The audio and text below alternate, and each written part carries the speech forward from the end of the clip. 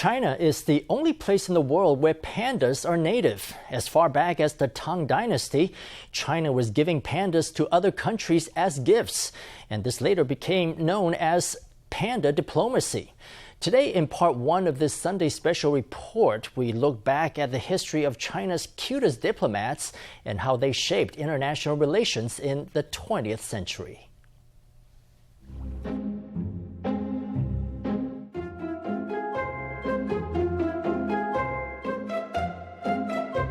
With their round, lovable faces, bulging tummies, and their way of waddling about as they walk, pandas are instantly recognizable.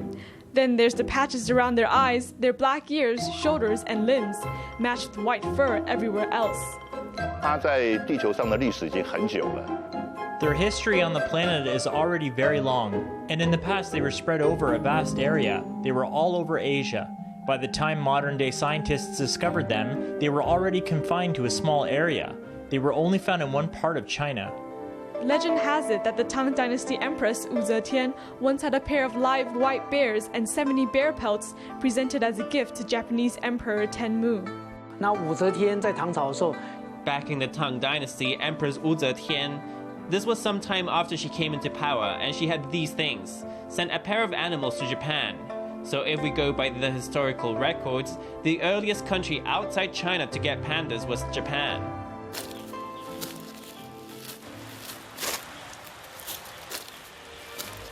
Pandas are native to an area in China.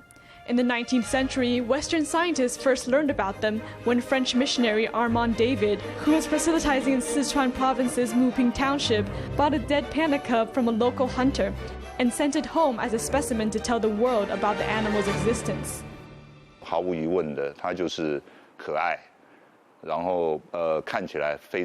It is undoubtedly cute, and it appears very helpless, even appearing very weak.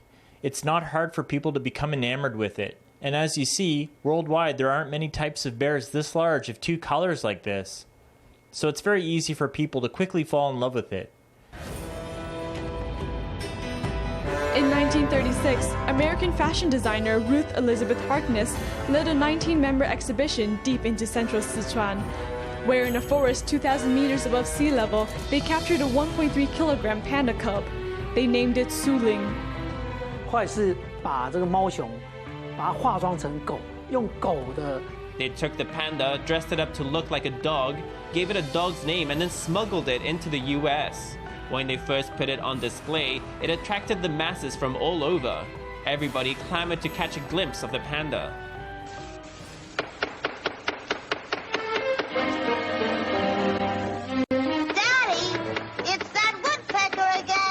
Given human characteristics and portrayed as members of a family, pandas were brought to big screen in cartoon form, and then in comic form in newspapers. It's not hard to see how much Americans love pandas. Not surprisingly, pandas went on to take up a role in diplomacy.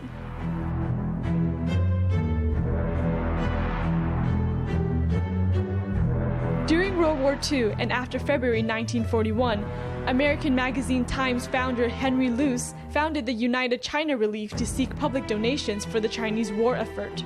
His fund also collected medical supplies and other commodities, which is sent to China. During the war, Chiang Kai-shek's wife, Song Mei-ling, was responsible for assisting wartime refugees.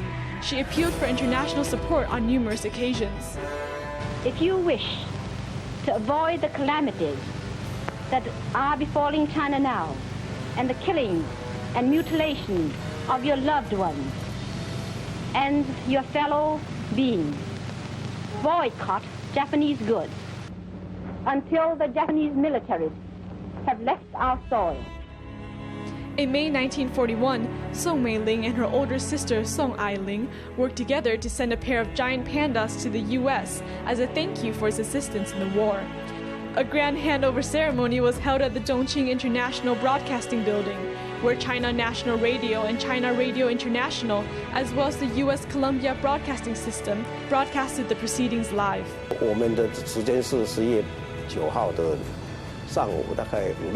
In local time, it was November 9th, roughly 5 or 6 in the morning. For the US, it was in the afternoon on the 8th. That time slot was the weekend, so for them it was radio prime time. They wanted to take advantage of prime time to hold a handover ceremony in Chongqing. Prior to that, pandas were given away through all sorts of channels, unofficial channels. This was the first time the government gave permission for pandas to be presented in the name of the government. So we like to say that this was the start of panda diplomacy.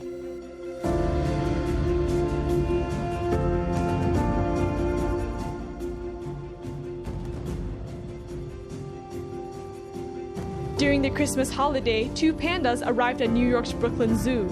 As goodwill ambassadors of the US-China relationship, they received much attention. Children all over the US voted on the panda's name, which came to be called Pandi and Panda. 1943年的2月开始，蒋夫人不是到美国做了旋风式的访问吗？ Starting in February 1943, Madam Chang engaged in a whirlwind of interviews in the US. Why did her visit precipitate such a whirlwind? It's because of the foundation she laid before arriving. In 1949, the KMT moved the capital to Taiwan after the Chinese Communist Party secured control over mainland China. 中华人民共和国中央人民政府今天胜利了。 In the Cold War that ensued, the PRC was hit by US sanctions. To stabilize its relationship with the Soviet Union, the PRC gave pandas to Moscow Zoo. 第一个，它是希望有更多的国家能够承认它。 First of all, there was the hope in China that more countries could recognize it. However, the US and other Western countries had put up a blockade around the communist bloc. The Soviet Union was also providing assistance to other communist countries, including economic aid. In 1969, former US President Richard Nixon took office and initiated major changes. Nixon broke the diplomatic impasse with China, making a visit to the country himself. 在那欢送席上啊，周恩来啊。 While sending Nixon off, former Chinese Premier Zhou Enlai handed a pack of Panda brand cigarettes to Nixon's wife, who responded that she doesn't smoke. Zhou replied that he didn't just want to give her cigarettes, he also wanted to give her pandas. He later sent the US a pair of pandas, one named Ling Ling and one named Xing Xing. United States, I am pleased to be here and accept the precious gift of the panda. Ling Ling and Xing Xing were received as gifts 2 months later, arriving at the Washington's National Zoological Park. Suddenly, a trip to the zoo to see pandas was at the top of the agenda for American families. 那一对熊猫在美国受欢迎的程度是难以想象。 That pair of pandas was welcomed by the Americans to an unimaginable degree. And if you juxtapose those cute pandas with the very negative American view of its communist enemy after the 1950s, you'd think that China had really changed.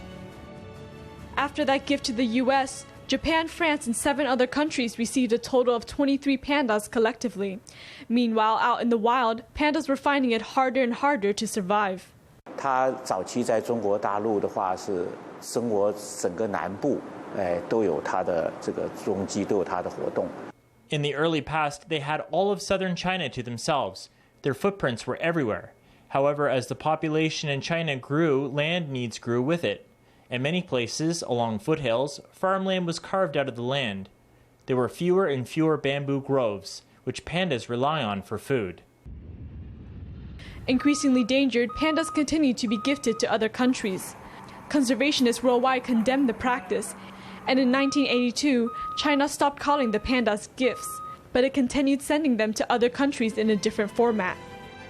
当各国很想要大猫熊的时候，中国 When countries really wanted pandas, China laid out conditions. These conditions included annual lease payments. China was renting the pandas out and not selling them or gifting them. Also, after a 10-year period, the panda and any baby cub that was born to it had to be returned to China. By 1996, these conditions were already in place. 除了做外交之外，他们还靠这个真的来赚很多钱。 Aside from expanding their diplomacy, they also earned quite a lot of money from this. Why do I say they earned a lot of money? At the time, there were many countries that wanted this species Because if this species could live in the country and survive, it would be a testament to the country's ability to conserve and care for animals. That would be on show for the whole world.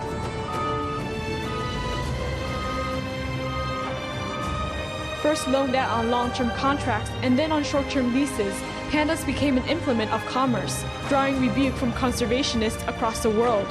In the end, China declared that in the future, pandas would only be sent abroad for research exchanges.